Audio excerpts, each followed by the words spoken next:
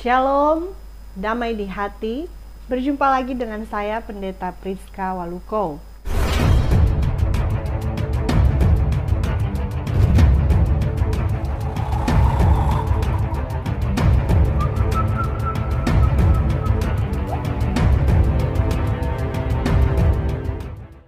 Kita akan merenungkan firman Tuhan yang terdapat di dalam Injil Lukas pasal 24 ayat 13 sampai 35.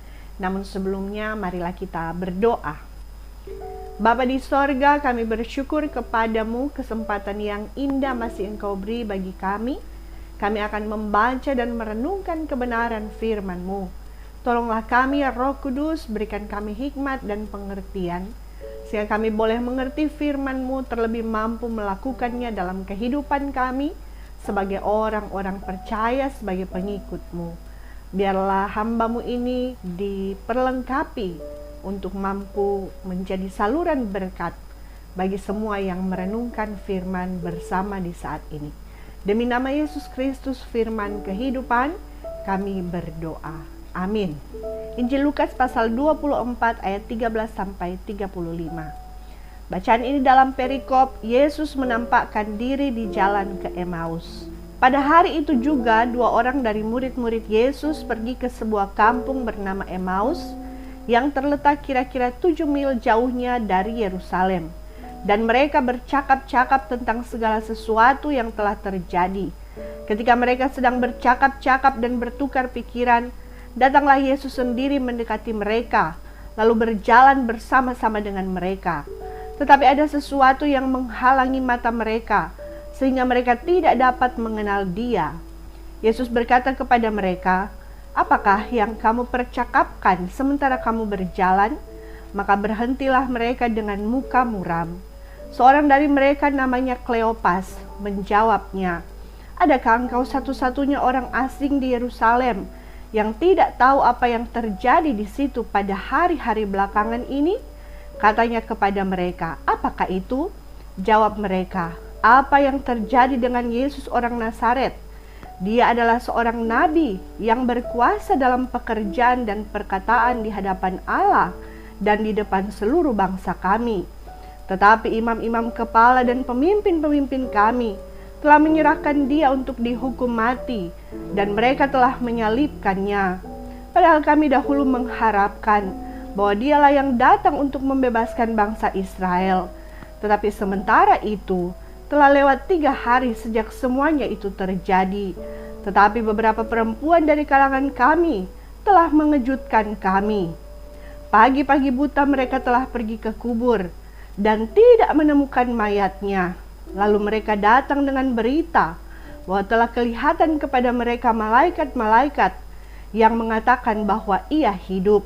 Dan beberapa teman kami telah pergi ke kubur itu dan mendapati bahwa memang benar yang dikatakan perempuan-perempuan itu. Tetapi Dia tidak mereka lihat. Lalu Ia berkata kepada mereka, "Hai kamu orang bodoh, betapa lambannya hatimu, sehingga kamu tidak percaya segala sesuatu yang telah dikatakan para nabi. Bukankah Mesias harus menderita semuanya itu untuk masuk ke dalam kemuliaannya?" Lalu Ia menjelaskan kepada mereka apa yang tertulis tentang Dia dalam seluruh kitab suci, mulai dari kitab-kitab Musa dan segala kitab nabi-nabi. Mereka mendekati kampung yang mereka tuju. Lalu Ia berbuat seolah-olah hendak meneruskan perjalanannya. Tetapi mereka sangat mendesaknya, katanya, "Tinggallah bersama-sama dengan kami, sebab hari telah menjelang malam dan matahari hampir terbenam." Lalu masuklah Ia untuk tinggal bersama-sama dengan mereka. Waktu Ia duduk makan dengan mereka, Ia mengambil roti, mengucap berkat, lalu memecah-mecahkannya dan memberikannya kepada mereka. Ketika itu terbukalah mata mereka dan mereka pun mengenal Dia. Tetapi Ia lenyap dari tengah-tengah mereka. Kata mereka seorang kepada yang lain, "Bukankah hati kita berkobar-kobar ketika Ia berbicara dengan kita di tengah jalan, dan ketika Ia menerangkan kitab suci kepada kita?" Lalu bangunlah mereka dan terus kembali ke Yerusalem. Di situ mereka mendapati ke-11 murid itu.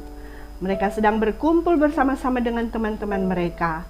Kata mereka itu, sesungguhnya Tuhan telah bangkit dan telah menampakkan diri kepada Simon.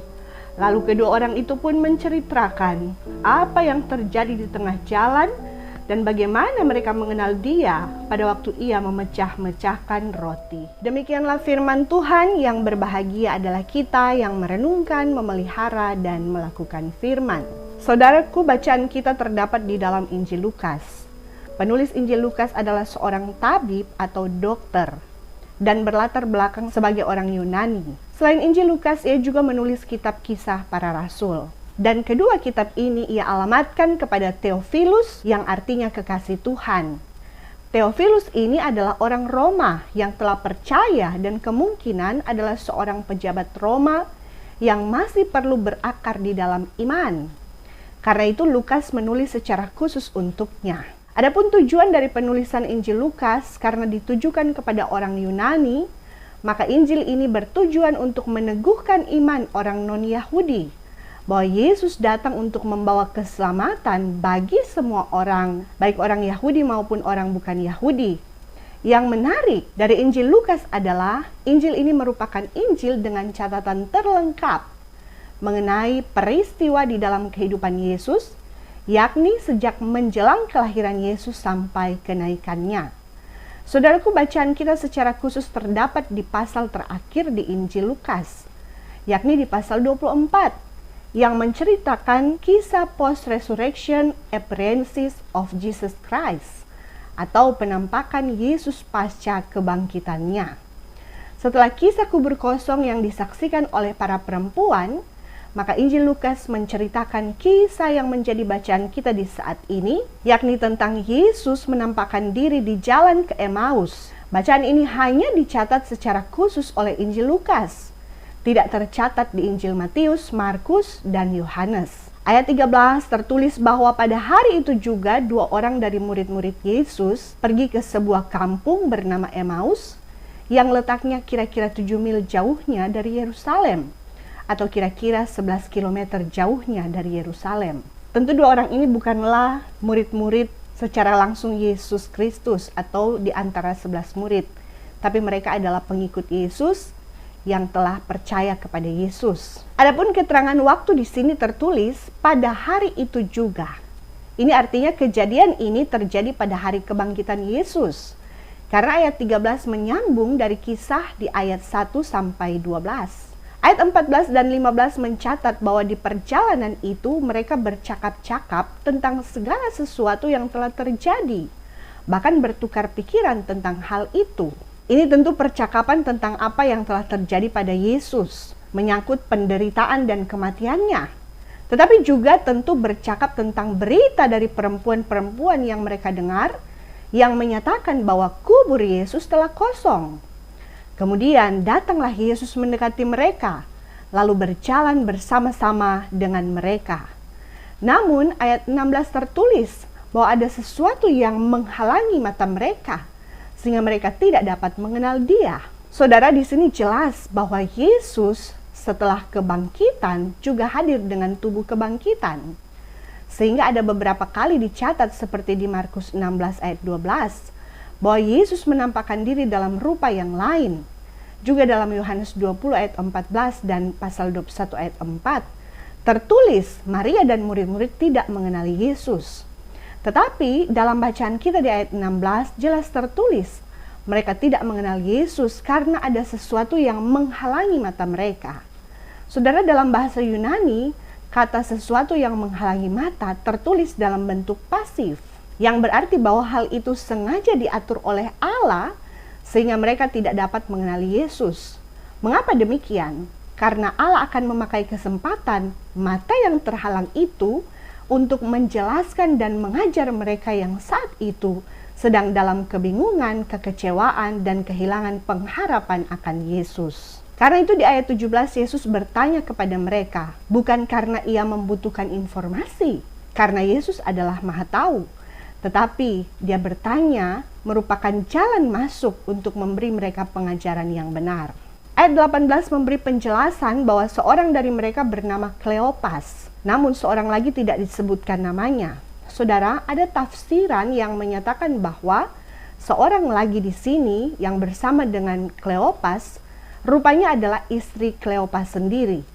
Karena dalam peristiwa penyaliban Yesus di Yohanes 19 ayat 25, ada disebutkan perempuan-perempuan yang berada dekat salib Yesus, di antaranya disebutkan istri Kleopas. Karena itu ketika nama Kleopas disebutkan dalam bacaan ini, bersama seorang lagi dalam perjalanan meninggalkan Yerusalem, atau ke Emmaus yang bisa berarti mereka pulang kampung, sangat mungkin mereka adalah pasangan suami istri, Kleopas dan istrinya. Namun Lukas lebih condong menuliskan nama Kleopas tanpa menyebutkan nama istrinya, karena hal ini bisa dipahami secara tersirat. Dan biasanya nama laki-laki yang sering kali disebutkan di dalam Alkitab. Saudara, di sini kita melihat Kleopas menjawab pertanyaan Yesus dengan perasaan bingung. Karena masih ada orang di Yerusalem yang tidak tahu berita tentang Yesus, yang memang saat itu sedang viral. Maka Kleopas pun menjawab pertanyaan Yesus mulai ayat 19b sampai 24. Adapun dalam jawaban Kleopas kita melihat seperti apa mereka sebagai pengikut Yesus mengenal dan memandang Yesus. Bagi mereka Yesus adalah seorang nabi yang berkuasa dalam pekerjaan dan perkataan. Perhatikan saudara, bahwa dua orang ini mewakili para murid dan pengikut Yesus yang mengakui Yesus hanya sebagai nabi saja, tidak lagi sebagai Mesias. Kelihatannya kematian Yesus menghancurkan kepercayaan mereka bahwa Yesus adalah Mesias. Hal ini tentu disebabkan karena goncangan yang besar yang menggoyahkan kepercayaan mereka. Ketidakpercayaan ini jelas di ayat 20 saat mereka mendapati para pemimpin mereka, yakni imam-imam kepala kaum Yahudi sendiri, yang justru menyerahkan Yesus untuk dihukum mati dengan penyaliban. Dan ayat 21 Kleopas berkata, padahal kami dahulu mengharapkan bahwa dialah yang datang untuk membebaskan bangsa Israel. Tetapi sementara itu telah lewat 3 hari sejak semuanya itu terjadi. Saudara, jelas bahwa dahulu harapan mereka akan Yesus adalah Yesus sebagai Mesias, dalam arti akan membebaskan mereka secara politis dari pemerintahan dan kekuasaan Romawi, bukan sebagai pembebas dari dosa sebagai juru selamat. Karena pengertian dan kepercayaan yang salah membuat mereka dipenuhi kekecewaan dan kehilangan pengharapan, sehingga mereka kehilangan fokus akan apa yang sudah berkali-kali Yesus katakan kepada mereka terkait untuk apa dia datang ke dunia, dan bahwa ia memang harus menderita, mati, namun akan bangkit pada hari ketiga. Karena itu di ayat 25 kita mendapati Yesus menegur mereka dengan keras, yakni dengan menyebut mereka sebagai orang bodoh dan lamban hati. Ini Yesus katakan karena sekalipun Yesus sudah sering mengajar mereka bahwa ia harus menderita dan mati sesuai dengan yang tertulis dalam kitab suci, mulai dari dalam perjanjian lama, yakni apa yang dikatakan para nabi dalam nubuatan tentang Mesias, dalam Kejadian 3 ayat 15, Mazmur 22, dan Yesaya 53. Dan memang benarlah Yesus menggenapi nubuatan itu ketika dia harus menderita dan mati untuk masuk dalam kemuliaan. Jadi penderitaan dan kematian Yesus justru membuktikan bahwa ia adalah Mesias. Karena itu di ayat 27 Yesus menyatakan kasih-Nya kepada mereka dengan menjelaskan kembali apa yang tertulis dalam seluruh kitab suci, mulai dari kitab Musa atau Taurat dan segala kitab nabi-nabi. Selanjutnya ayat 28 dan 29 kita melihat mereka telah mendekati Emmaus, lalu tertulis bahwa Yesus seolah-olah hendak meneruskan perjalanannya. Saudara, ini maksudnya Yesus melakukan ini agar mereka meminta kepadanya untuk tinggal. Yesus ingin mereka meminta kepadanya. Dan benarlah mereka meminta Yesus, bahkan mendesak agar ia tetap tinggal bersama-sama dengan mereka. Selanjutnya kita melihat di ayat 30, mereka duduk makan bersama Yesus. Yesus mengambil roti, mengucap berkat, lalu memecah-mecahkannya dan memberikannya kepada mereka. Saudara, perjamuan makan dan minum dalam hubungan dengan Yesus di Injil Lukas sering berhubungan dengan pertobatan atas dosa, yakni bahwa tubuh Yesus diserahkan dan darahnya mengalir demi orang berdosa. Sebagaimana yang terjadi saat wanita yang berdosa mengurapi Yesus saat Yesus makan di rumah orang Farisi dalam Lukas pasal 7. Dan saat Yesus makan di rumah Sakeus, yang kemudian membuat Sakeus bertobat dalam Lukas pasal 19. Demikian juga dalam pengajaran gereja saat kita akan melakukan perjamuan kudus. 1 Korintus 11 ayat 23-26 menegaskan bahwa tubuh dan darah Yesus disimbolkan dengan roti dan anggur dalam perjamuan kudus. Dan setiap kali makan roti dan minum anggur menjadi peringatan akan Yesus. Lewat peristiwa perjamuan makan dalam bacaan kita ini pun, dua orang ini kembali mengingat Yesus. Karena itu ayat 31 tertulis, ketika itu terbukalah mata mereka dan mereka pun mengenal Dia. Tetapi saat itu Yesus lenyap dari tengah-tengah mereka. Saudara, Yesus lenyap bukan karena meninggalkan mereka, tetapi karena Yesus tahu mereka telah mendapat pengenalan yang benar akan dirinya setelah Ia menjelaskan kitab suci dan meneguhkan mereka dengan perjamuan makan. Maka Yesus mengembalikan mereka pada kehidupan mereka masing-masing, namun tetap menilik mereka dalam iman yang telah diteguhkan. Karena itu di ayat 32 mereka berdua berkata seorang kepada yang lain dengan kesaksian bahwa hati mereka berkobar-kobar saat Yesus berjalan bersama mereka dan menerangkan kitab suci kepada mereka. Saudara, mereka telah mendapat semangat baru karena Yesus hadir dan berjalan bersama mereka, bahkan meneguhkan iman mereka melalui firman-Nya. Sehingga ayat 33-35 menunjukkan mereka bangun, dalam arti bangkit dan segera kembali ke Yerusalem. Saudara, bayangkan betapa semangatnya mereka berdua untuk kembali ke Yerusalem. Karena di sana mereka akan memulai misi mengabarkan Injil. Dengan demikian mereka kembali pada pelayanan dan mantap dengan status mereka sebagai pengikut Yesus. Sesampai di Yerusalem mereka pun kembali berkumpul dengan ke-11 murid Yesus atau para rasul. Di situ mereka berbincang bahkan bersaksi bahwa sesungguhnya Yesus telah bangkit. Bahkan menarik di sini, mereka menyebut Yesus sebagai Tuhan, bukan lagi sebagai Nabi. Para murid pun bersaksi tentang penampakan diri Yesus kepada Simon atau Petrus atau Kefas. Ini pun disebutkan Paulus dalam 1 Korintus 15 ayat 5. Demikian kedua orang ini pun bersaksi bagaimana mereka juga telah berjalan bersama Yesus dan makan minum dengan Yesus. Saudaraku, melalui bacaan ini, kita dituntun dalam tema berjalan bersama dalam terang firman. Karena itu kita akan mengambil beberapa hal dari bacaan ini untuk dikenakan dalam kehidupan kita sebagai orang percaya, baik dalam persekutuan sebagai gerejanya, tetapi juga secara pribadi dalam hidup masing-masing kita. Yang pertama, tekun merenungkan firman Tuhan menuntun kita agar mengenal dan beriman kepada Yesus yang benar. Saudaraku, dalam bacaan ini kita melihat bagaimana kedua orang ini salah mengenali Yesus, sehingga iman mereka langsung goyah saat Yesus mengalami penderitaan dan mati. Mereka mengenal Yesus bukan sebagai Mesias dalam arti pembebas dari dosa, yakni juru selamat.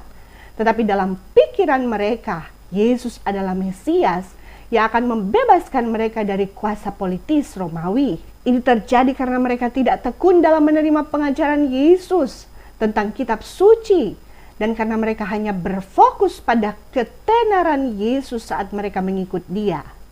Yesus yang terkenal, Yesus yang banyak diikuti orang, Yesus yang bisa membuat mujizat, Yesus yang berani menegur pemimpin-pemimpin, dan berbagai kesenangan yang mereka alami saat bersama dengan Yesus. Padahal Yesus sudah berkali-kali menjelaskan bahwa anak manusia harus menanggung banyak penderitaan, dan barang siapa yang mau mengikut Dia harus menyangkal diri dan memikul salib. Bahkan nubuatan-nubuatan dalam perjanjian lama menunjukkan bahwa Mesias harus menderita. Tetapi para murid Yesus tidak berpegang pada firman, sehingga saat Yesus harus menderita dan mati, mereka pun tergoncang imannya, menjadi sedih, bingung, kecewa, bahkan hilang pengharapan. Karena itu bagi kita diingatkan, mari tekun membaca dan merenungkan firman Tuhan setiap hari dalam hidup kita. Karena melalui firman-lah kita akan mengenal Yesus dengan benar dan iman kita semakin teguh. Mari back to the Bible. Yesus yang benar justru Yesus yang datang ke dunia untuk menderita dan mati. Bahkan Yesus yang mengajak pengikutnya untuk menyangkal diri dan pikul salib atau menderita karena Dia. Karena itu, jika sebagai orang percaya kita harus menghadapi penderitaan karena iman, tidak ada yang salah dengan itu. Kita bukan orang terkutuk atau kurang rohani. Jangan percaya klaim-klaim yang merendahkan penderitaan.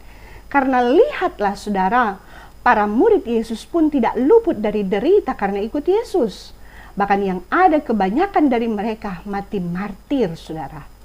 Terlebih ingatlah bahwa Yesus Tuhan kita pun mengalami penderitaan. Ia sudah lebih dulu menderita. Bahkan penderitaannya tidak akan pernah sebanding dengan penderitaan kita. Karena itu mari dalam pergumulan kita tekun membaca firman.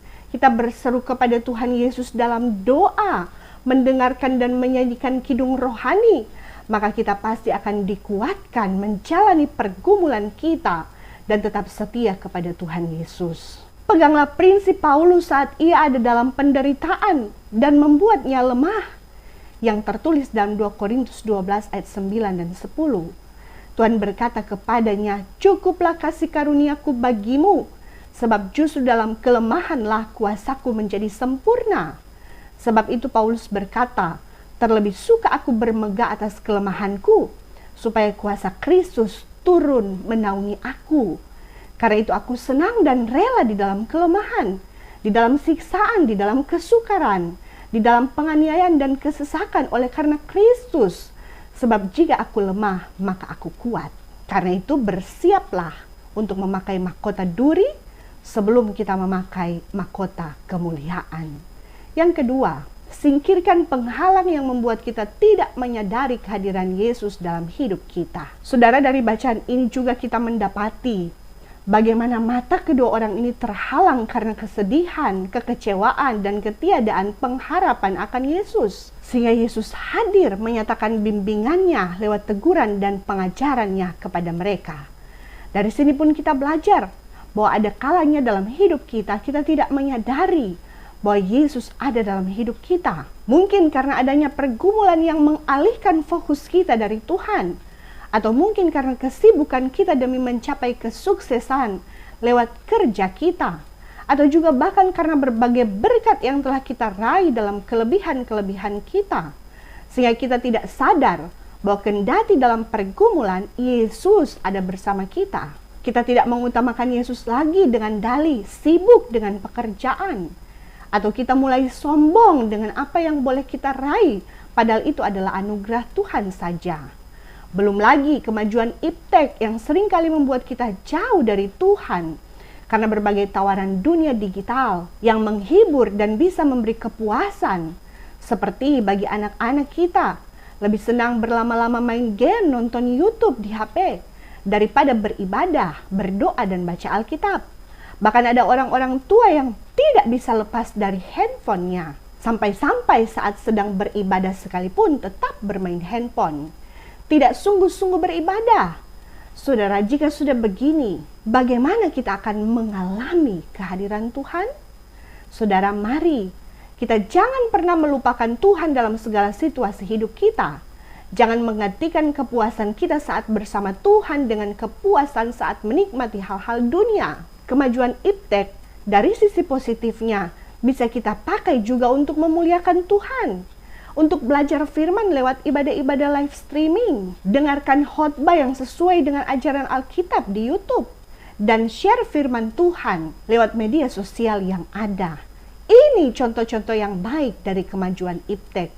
Jangan menggunakan iptek untuk hal-hal yang negatif atau membuat iman kita goyah.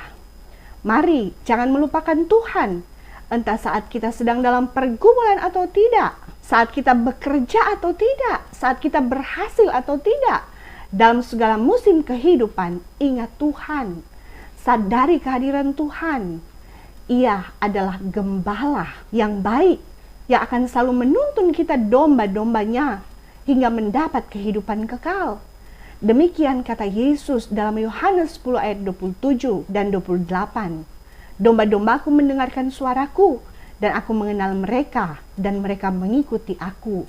Dan aku memberikan hidup yang kekal kepada mereka, dan mereka pasti tidak akan binasa sampai selama-lamanya, dan seorang pun tidak akan merebut mereka dari tanganku. Yang ketiga, jangan menjauhi persekutuan orang percaya. Saudara, dalam Matius 18 ayat 20, Yesus berkata, "Sebab di mana 2 atau 3 orang berkumpul dalam namaku, di situ aku ada di tengah-tengah mereka." Inilah persekutuan orang percaya, yakni gereja. Dari bacaan ini kita melihat bagaimana 2 orang yang tadinya dalam kekecewaan mereka pulang kampung meninggalkan persekutuan murid Yesus di Yerusalem. Tetapi dalam kasih-Nya Tuhan menjumpai mereka, mencerahkan pikiran mereka, meneguhkan iman mereka melalui firman dan perjamuan, sehingga mereka kembali berkobar-kobar dalam iman dan semangat untuk kembali ke Yerusalem bersama lagi dengan para murid. Dengan demikian diperlengkapi untuk siap menjadi saksi Kristus. Demikian kita diingatkan agar sebagai gereja Tuhan, persekutuan orang percaya kepada Yesus Kristus yang telah dipanggil keluar dari kegelapan untuk masuk ke dalam terang yang ajaib. Kita adalah orang-orang yang telah diselamatkan melalui kematian dan kebangkitan Yesus. Jangan pernah meninggalkan persekutuan. Jangan pernah meninggalkan gereja.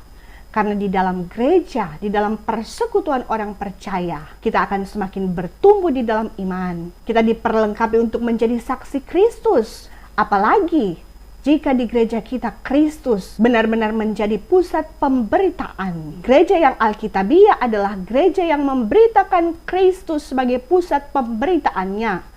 Sebagaimana gereja mula-mula yang selalu punya kebersamaan dalam bersekutu atau beribadah, dalam ibadah-ibadah di berbagai aras, berani bersaksi tentang Yesus lewat firman Tuhan, katekisasi dan penggembalaan, dan melayani atau berdiakonia bagi orang yang membutuhkan.